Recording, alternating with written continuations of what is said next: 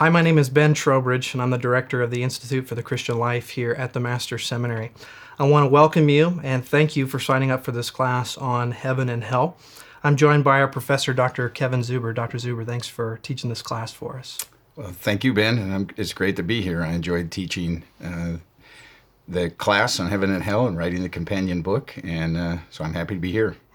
Dr. Zuber, the first question I want to ask you is a pretty simple one, and you sort of address it in your first series of lectures, but why is it that a study of personal eschatology is so important? Why do you think that pastors, church elders, deacons, church members should be studying more personal eschatology? Well, there's a very easy answer to that, and I'll give you that first and then elaborate. Because we're all going to die. Because every person within the sound of my voice that's watching this video, or everybody that you meet today, or everybody that you love, and you will die. Death is the reality that I think our society does everything it possibly can to avoid acknowledging.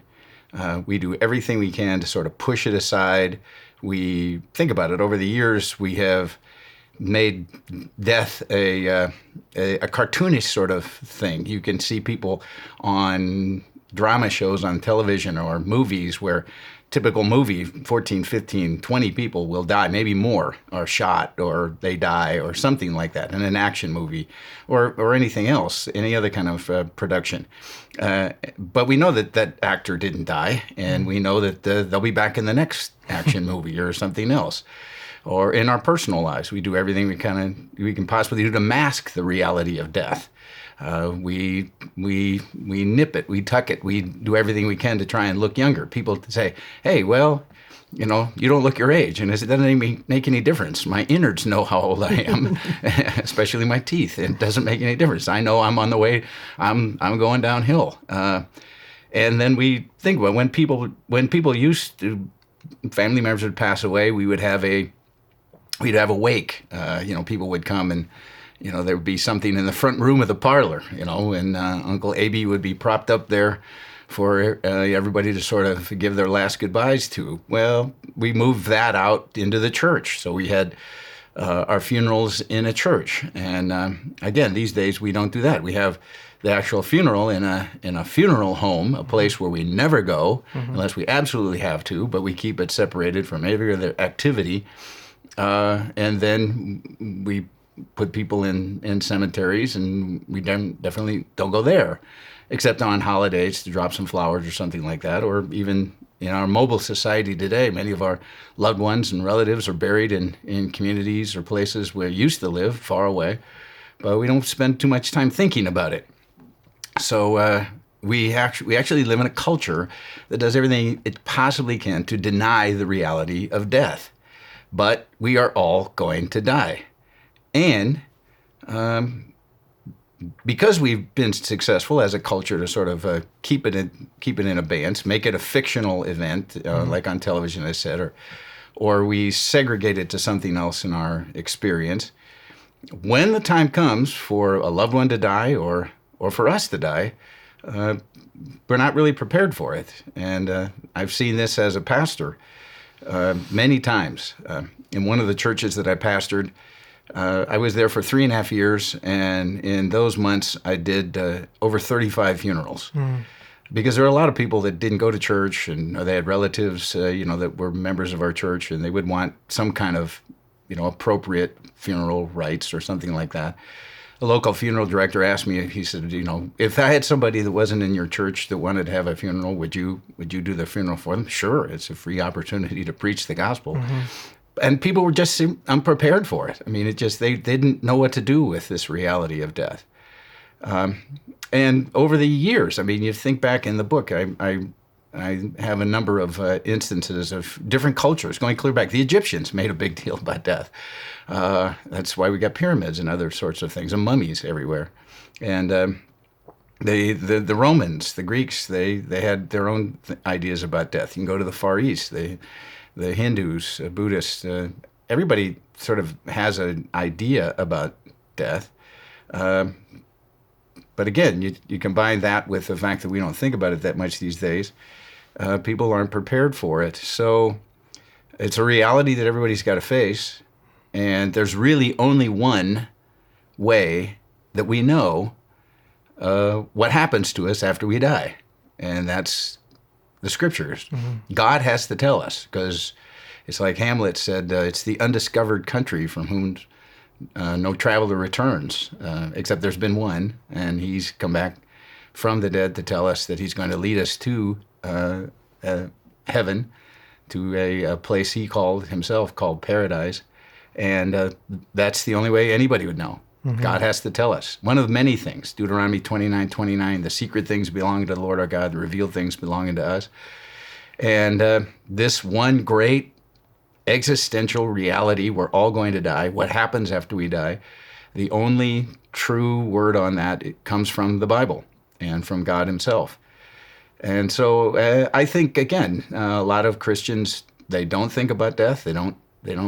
We kind of know it, right? I mean, we kind of know, after we die, we're going to go. And we hear all the cliches, from Scripture, but they've turned into cliches. Absent from the body, present with the Lord. He's gone home to be with the Lord. A lot of people don't even, Christians don't even know what that means. What does that mean? He's unbelievers will even talk about they've gone to a better place. Well, maybe not. We should know about this. And so I do think it's a study that personal eschatology is a study that's important. In my classes, eschatology is a whole section. And quite frankly, even in my years of teaching, I found out that a lot of professors, they want to talk about the things like important things, pre-trib rapture, the millennial kingdom, the return of Christ. And personal eschatology gets short shrift. But as a pastor, you better be prepared for that, because you're going to have to counsel people who are dying. You're going to have to deal with people who have lost the loved one. And of course, again, even as a pastor, you're going to have to face it yourself. So it's a study that I think needs to be more prominent in our churches and for people who want to understand what the Bible has to say about a myriad of topics. But I can guarantee there's one topic that is more existentially applicable than just about anything else except for salvation itself, and that's what's going to happen to me after I die. So that's what I try to do in this film series. And for the pastor, do you think that means that we need to be preaching with more urgency from the pulpit? Do you think that we need to be preaching more on eschatology, on heaven and hell? What are your thoughts on that? I think we should preach bluntly, clearly, with compassion on the subject of death. We don't deal with it on the subject of death. We don't. It's a theoretical sort of thing. I'm doing a study now for one of the ladies' groups here on Ecclesiastes, and it just comes over and over again. I'm going to die. We're all going to die. We don't think about it. I think we should think about it. Pastors should think about it. They should have that thought through. Again, I didn't get much of that kind of training when I was in seminary. And so when I was a pastor, particularly of a small church, I'm the only guy. So I do all the weddings, all the funerals, all that sort of thing.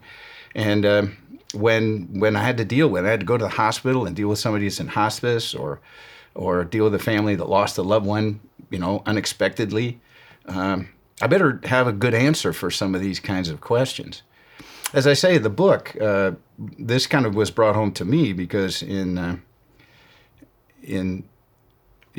the later years of my mother's life, she was in a nursing home, not by her assisted care living, not by her own, choice, unhappily for her, but was necessary. And I would go to visit her, and she's a believer, but she, not very strong. She wasn't in a very solid church, but she was in a church that preached the gospel, so she was assured of her salvation. But she kept asking me questions about what's it going to be like when I die? Where am I going to go when I die? These kinds of things.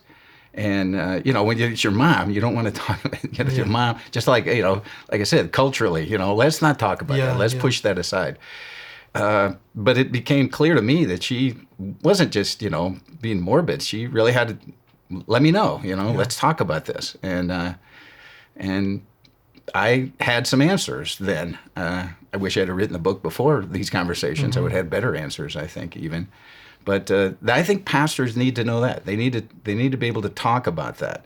Of course, that's the entrance into the gospel, isn't it, Ben? I mean, the point is that We know we're going to die. Everyone's going to die. This is not our home as Christians, and this is not the final place for everybody else. And having solid biblical answers to that, which the world is sort of groping at, and other religions, other faiths have created all kinds of, strange things and odd ideas, heretical even ideas. We need to have answers to those kinds of things, and for people, for their lives right now, so that they'll have a confidence to live now in the light of the fact that this is going to happen. But we, of all people, should not be ignorant of this. We should be even prepared for this way better than everybody else. And pastors are the ones that are responsible to make sure that happens.